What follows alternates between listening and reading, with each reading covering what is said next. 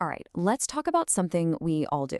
We spend hours and hours watching tutorials and lectures online, but when we try to remember that one key point, it's just gone. So what do? We rewatch it. But what if rewatching is actually the problem? Let's get into it. Oh, man. Has this ever happened to you? You just know there was this brilliant idea somewhere in the middle of a video, but finding it means you're just scrubbing back and forth on that timeline, hoping you see something you recognize. It is so frustrating and a total waste of time. And look, this isn't some niche problem we're talking about. Think about your day-to-day. You could be a student trying to keep up with online classes, a professional trying to remember what was said in that recorded meeting, or hey, maybe you're just trying to learn how to cook something from a YouTube video. Spoken content is everywhere. And here is the trap. When you press play on that video for the second or third time, it feels productive, right? It feels like you're studying, you're doing the work, but here's the thing. That feeling is mostly an illusion. You're not actually building the mental muscles you need for that information to stick around long term. So, let's get right to the heart of it. If you struggle to remember what you've watched, I've got good news. It's probably not you. The issue isn't that you're bad at learning. It's that there's a fundamental problem with video as a format. You know that feeling when you're watching the video for the first time? You're nodding along, it's all making sense. You feel like, yep, I get this. That's what we can call first pass understanding. But here's the catch. Getting it in the moment is a completely different ballgame from being able to actively pull that same information from your brain later on. And this right here is the core issue. A video is just linear. It's a one-way street. That one key insight that was shared at the 37-minute mark is locked at that exact spot. With a book, you can just flip to the index, search for a keyword, and boom, you're there. You can't search a timeline. It forces you to rely on your memory to find something, which is the very thing that's failing in the first place. Okay, so this all boils down to two super important concepts from how our brains work: recognition and recall. And honestly, once you understand the difference between these two, it is an absolute game changer for how you learn anything. Let's break this down. Recognition is the easy stuff. It's passive. When you rewatch a video, you see something and your brain goes, oh yeah, I remember this. It feels familiar because the answer is right there on the screen. But recall? That's the hard work. It's active.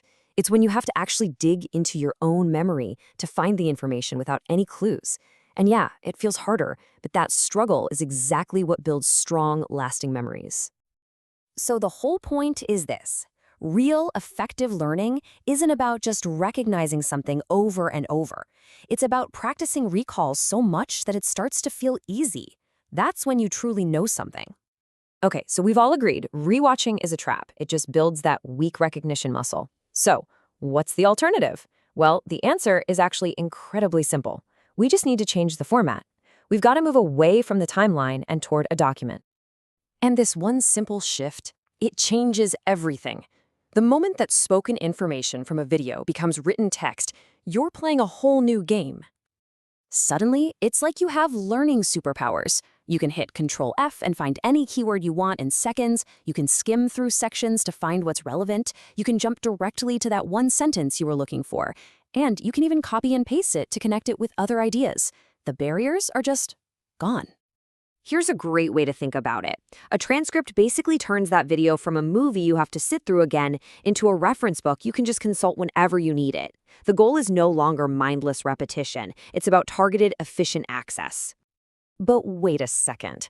Just having a folder full of random transcript files on your computer isn't quite enough. To really tap into this power, you need a system. You need to start thinking about building your own personal knowledge library. Come on, you know you've been there. You have scattered notes on your desktop, a document in some random cloud folder, a bookmark you swear you'll look at again. That digital clutter is just as useless as a forgotten memory. What you need is a single, central place for everything you learn. And most importantly, it has to be searchable. And hey, this isn't just some abstract idea. It's the whole principle behind tools that are designed for this exact thing.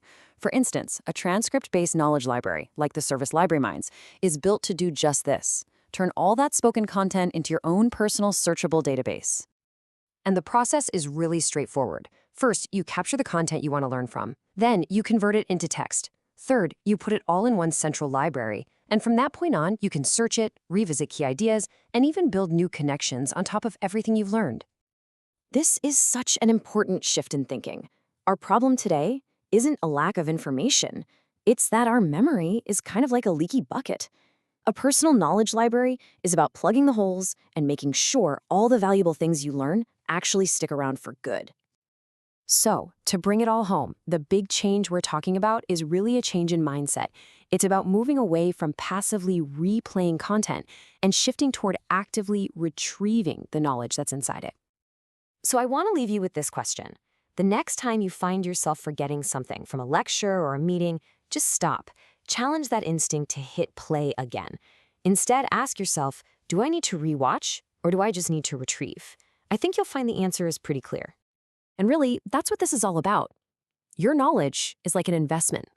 It only grows when it has a place where it can connect, build on itself, and compound over time. By creating a searchable home for what you learn, you're not just remembering more stuff. You're building a foundation for a lifetime of deeper understanding.